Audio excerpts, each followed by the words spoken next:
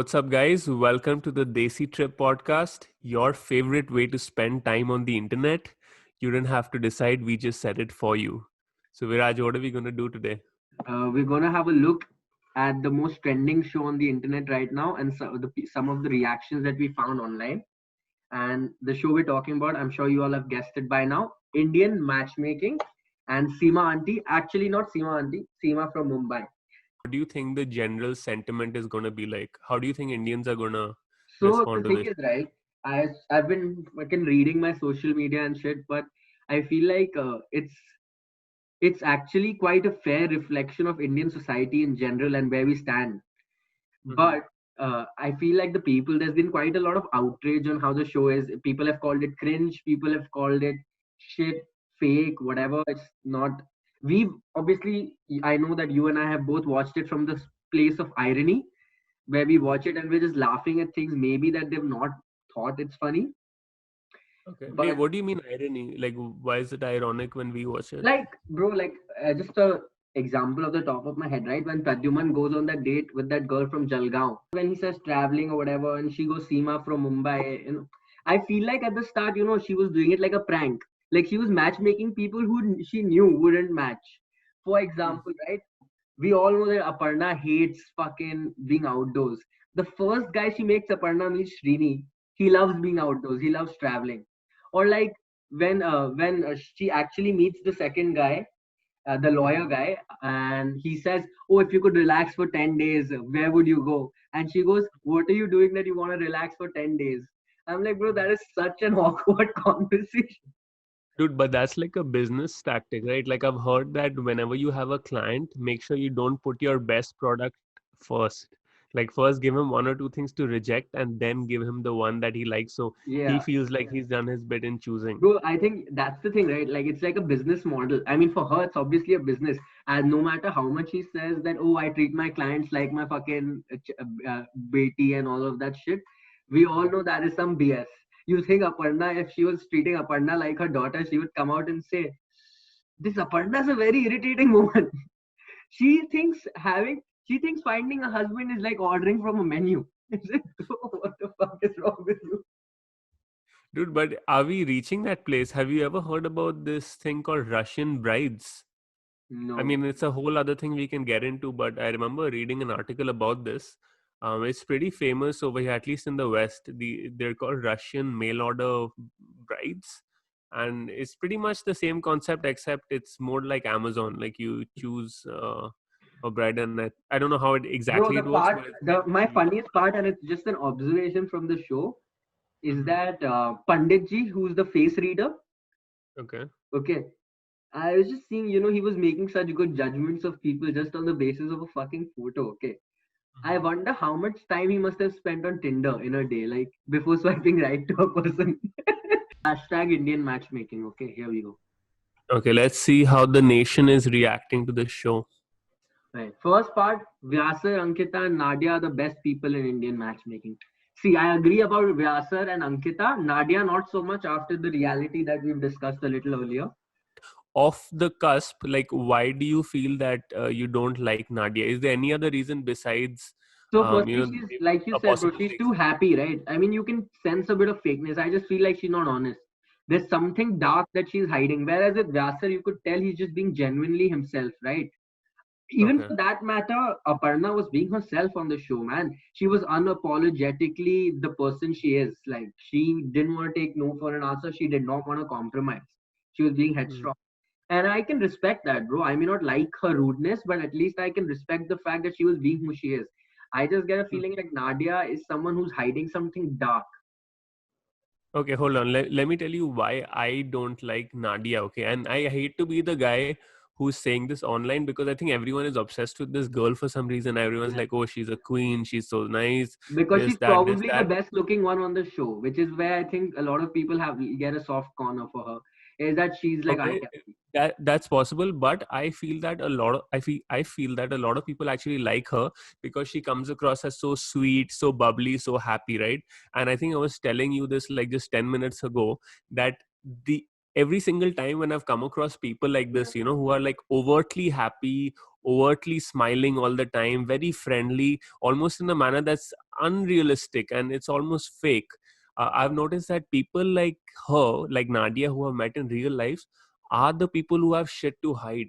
Like they might be really happy and they're smiling in front of you, but when you're alone with them, they're usually a nightmare. So I think like no one can be that happy in real life. It's absolutely unrealistic.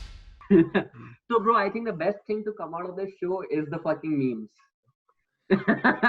The main concern for me is that the girl has to be a bit flexible. Desi auntie is looking for a house help who can do kone kone mein safai. But this is true, bro. Like, I feel like Akshay's mom was not looking for a wife. Like, what are they called? Babysitters.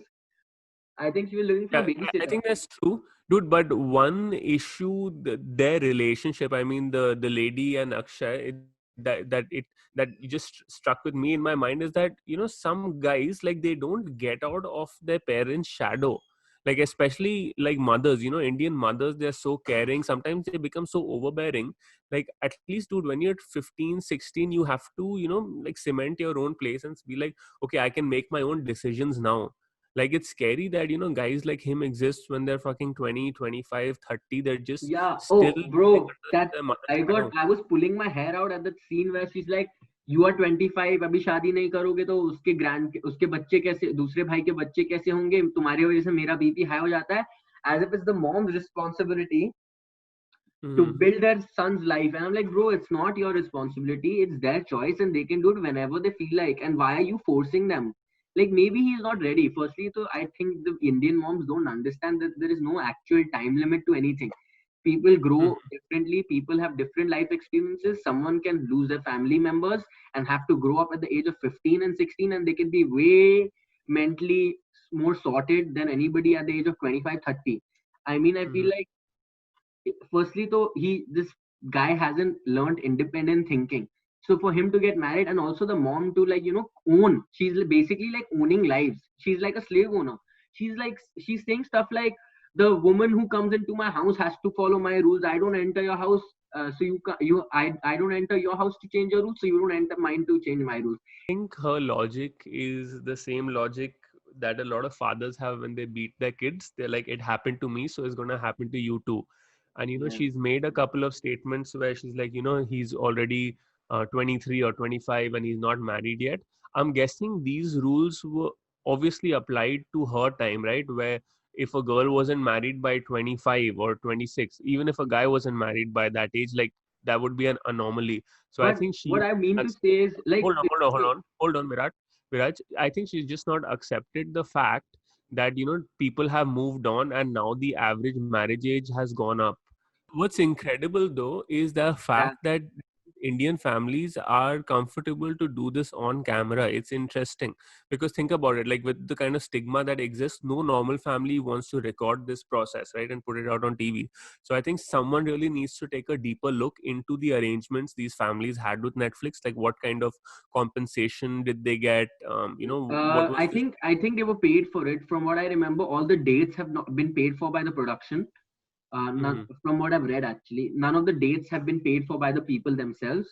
Netflix. mhm, So actually, when they approached Seema Taparia, for this show, she wrote to mhm, all her clients, which were about 5,000 of them, out of which 12 agreed to come on, from which they shortlisted eight, and those eight okay. is whom the show is based. What to say to a guy you're not interested in? Oh, you know how I hate comedy. Dude, the moment she said that, I genuinely thought this is a fictional show. Because in my head, I cannot believe that a human living today says, I hate comedy. Dude, it is fictional to an extent. Like, you don't find such polarizing figures in real life unless you're chilling with Donald Trump or something. I mean, okay, look, she might be a little wacko, but I'm sure there will be some levels of normalcy to this girl as well, right? Like, we No, have I to am sure remember there that is, bro. Netflix has just shown you the extremes of each person. So it's Yeah. not It's a perfect real heavily life. edited show, bro. They've recorded for 2 years, from what I've been reading. They started Two recording in years. 2018. Yeah. 2018 to 20, mid Okay. 2019. So about 18 months they recorded for. Holy shit, that's crazy. But dude, okay, just tell me this. Am I the only one who feels that your personality kind of shows up on your face? Like she seems like a very intolerant person just from the way she looks. Like, do See, you agree with me on even if that? I may not agree with you, the face reader definitely agrees with you. Mm-hmm. I mean, she seems like she's like really stingy, and she's like she's gonna See, constantly I poke also you or whatever. actually don't blame her. If you see the scene with his mother, where she just Mm-hmm. categorizes Srini as a loser because he's an author and not some fucking businessman. That, Mm-hmm. or where she says, I told my kids, I don't want 2 degrees, I want three. I'm like, bro, you are already putting unrealistic expectation on your kids. Mm-hmm. Like, I kind of feel like that shows that even Indians who move outside India have seen the Mm-hmm. world, have seen how the world has progressed into a more um, holistic society, if I can use that term. Mm-hmm. Even then, Yeah, they hold she's these. basically doing the IIT Kharagpur grind abroad. No, dude, I would say this girl, what's her name, Aparna, she's definitely about growth, but it's just career growth. Like, she's kind of negated the fact that you have to grow emotionally as well, and that's something we aren't really taught about a lot in Indian culture, at least. So, anyways, we're going too deep into this. This was a meme, man. Okay, let's go to the next one. Clock ticking. Just like that.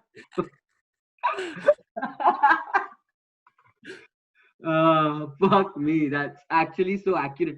Also, okay, just off going off Akshay, there are a couple of Uh, places that he actually makes good points, man. Like a couple of times he tries to push back, when his mom's like, when will you get married? And he's like, अरे जब ready होऊंगा. At one point he does say, जब ready होऊंगा कोई मिलेगी तो मैं कर लूंगा शादी. I think he, to make his point, he kind of needs to break some Stand. furniture to get the point across. Now, I don't mean this literally, but like, you know what I mean, right? You have to make a statement, man. Like, his mom has become so overbearing because he's given her the power to, hold that authority over him. So, like, I mean, he needs to grow up there. So this is Vinay Chadda, the guy who apparently stood up Nadia. So he says, overall, I was happy to have done the show and dated Nadia. Did I make mistakes? Question mark. Of course. Did I own and try to fix it and learn? Of course. The truth is, we were supposed to hang out one night after a wedding she was at. I had a family issue during that night and intended to still come, hence, I texted on my way. I was definitely unclear and vague and not responsive, and I own that. I should have made her wait or been stupid. I should have made her wait or been stupid enough to not share the real reason. Over the next week, I explained that to her and could see it bothered her. As such, I wanted to meet the friends that I would have met after the wedding, not what you saw on Netflix, and met one and explained it. I also sent her flowers and her favorite candies and cookies to show I'm all in. The next few weeks were rough for me emotionally. As much as I wanted to move past this, I was called shady and I told her I couldn't be more clear now, and I'm owning this. Fast forward to the movie night, I never ditched her there. The morning of the movie on July 18th, I texted saying I was sick and didn't want to last minute flake, so I can't come. I thought this is honest, upfront, no BS. Didn't react well when later in the day I got an IV and wanted to meet up. She replied saying I handled this wrong too and never once asked if I was okay. I have receipts to prove it. After that day, she ghosted me. The meeting dinner with her friends never happened. I was the one left heartbroken and ghosted. My feelings were real and I never flake without good reason. And if I do, I own it. Hashtag Indian matchmaking. See, I always got good vibes from this guy. The minute Yeah, he came onto the show, like you kind of understand a person's energy, right? I don't know how to say this without yeah. being too hippie-ish, but I kind of, I felt this guy was probably a decent guy. And you tell me this, okay? This made absolutely no sense to me, Viraj. If So, you bro, know, this thing he's saying about bro, not hold on, checking hold on, up hold on on, me. hold on. Let me finish, Viraj. Hold on. If you know that you're supposed to go meet a girl, there's a fucking camera crew out there, okay, who's supposed to be recording you. Do you not land up? Do you give some reason like, yeah, I was fighting with my sister? And he's apparently done it twice. That just isn't possible. It has to be fake shit. And I So mean, he this is. agrees to the first part where he says the first time I had a heat stroke or whatever, and I owned up Mhm, to that. He says it, but the second part is so fake, and I can't believe that that girl agreed to shoot a fake scene. It's just exactly. it's so low. It's just to portray someone as evil on a screen. hmm It's just Okay, not. now maybe we can't just put the blame 100% on this girl because, dude, Netflix is also responsible, right? And technically, she's a contractor for Netflix because Netflix is paying her to do this show. So, I mean, the big problem is that Netflix went ahead and shot this scene knowing it was fake. I think they're doing something worse. Yeah. Bro, that's the thing. So when I saw the show, this is the first thing that clocked on to me when I was watching them was, dude, she never asked him when he had the heat stroke how he's doing. And that's Mhm. something that bothered me. I don't know if it came into your mind, but this was something that bothered me from the start. Like even before I read this, I was always in my head. I was like, dude, okay, fine, he ditched you or whatever, but not even at one point have you cared to ask this guy how he's doing and if he's fine. Like, dude, Yeah. come on, that's not cool. Like, this guy is almost dying. Having to send flowers, chocolates, and stuff to make up for you being in the hospital for an emergency. Do you feel like Nadia could have been on drugs? Like she was laughing her ass off on everything. Like I remember there was this one Don't scene think. where they were on a river, okay, and she's like, her mom is like, I'd like to order a Yeah. mimosa, and then she dies laughing. Okay, she's in splits, and in my head I'm like, that wasn't even funny. Like, how do you laugh so much? Yeah, I think it's the magic of the Jota. Since we talked about Netflix editing stuff and, not giving an accurate representation of reality, what other problems do you think this show can cause to Indian people, especially the millennials like us? To be I fair, mean, dude, I because think you're it shaping was the it's perception of cringe, reality, man. I right? don't think it'll affect you and me directly personally, because Uh-huh. we are from privileged backgrounds in a situation where our families don't force us for anything, and it's more towards the Pradyuman type families and Akshay's type families, which I feel like either it can go two ways. They can watch this and go, fuck, this is ridiculous, which Mhm. I think is going to be less than 10%. But over 90% of these viewers are going to be like, ये सीमा टपारे का number किधर मिलेगा? True. And then, dude, one thing I felt that the show really lacked, the one area I felt the show really lacked was the dark side of arranged marriages, right?